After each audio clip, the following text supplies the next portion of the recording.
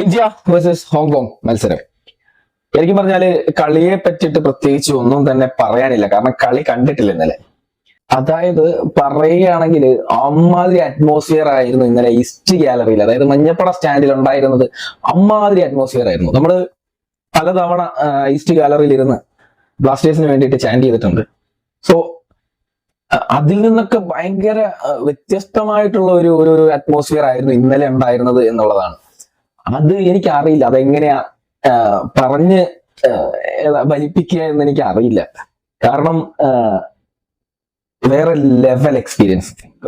ഇന്നലത്തെ ചാൻഡിങ് എന്നൊക്കെ പറഞ്ഞു കഴിഞ്ഞാൽ എനിക്ക് ഇന്നലത്തെ ചാൻഡിങ്ങിനെ പറ്റിയിട്ടാണ് കൂടുതൽ സംസാരിക്കാനുള്ളത്. അതായത് 90 മിനിറ്റ് ഒന്നും ആയിരുന്നില്ല, എപ്പോഴോ തുടങ്ങി ചാൻഡിങ് ഒക്കെ, എപ്പോഴോ. എനിക്ക് തോന്നുന്നു നമ്മുടെ പ്ലെയേഴ്സ് പ്രാക്ടീസിന് വന്ന സമയം മുതൽ, അതായത് വാമപ്പിന് വന്ന സമയം മുതൽ തുടങ്ങിയ ചാൻഡിങ് തീർന്നത് പോലും പ്ലെയേഴ്സ് ഒക്കെ തിരിച്ച് കയറി പോയപ്പോഴാണ് തോന്നുന്നത്. അതായത് കളിയൊക്കെ കഴിഞ്ഞ് പ്ലെയേഴ്സ് ഒക്കെ പോയിട്ടാണ് അവിടുത്തെ ചാൻഡിങ് നിന്നതെന്നാണ് തോന്നുന്നത്. 1 മിനിറ്റ് പോലും ആരും ഇരുന്നില്ല എന്നുള്ളതാണ്. ജസ്റ്റ് ഹാഫ് ടൈമിന്റെ സമയത്ത് മാത്രം ഒന്ന് റെസ്റ്റ് എടുത്തതല്ലാതെ 1 മിനിറ്റ് പോലും അവിടെ അടങ്ങിയിരുന്നിട്ടില്ല. പുതിയ പുതിയ കുറെ ചാൻസ് സോങ്ങുകൾ, പിന്നെ ഇന്ത്യക്ക് വേണ്ടിയിട്ട് ചാൻഡ് ചെയ്യുന്നു.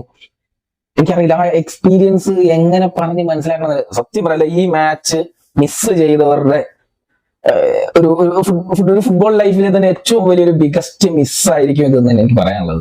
കാരണം അത്ര കണ്ട് ഇന്നലെ ആഘോഷിച്ചിരുന്നു, അത്ര കണ്ട് ഇന്നലെ ആർമാദിച്ചിരുന്നു എന്ന് വേണമെങ്കിൽ പറയാം.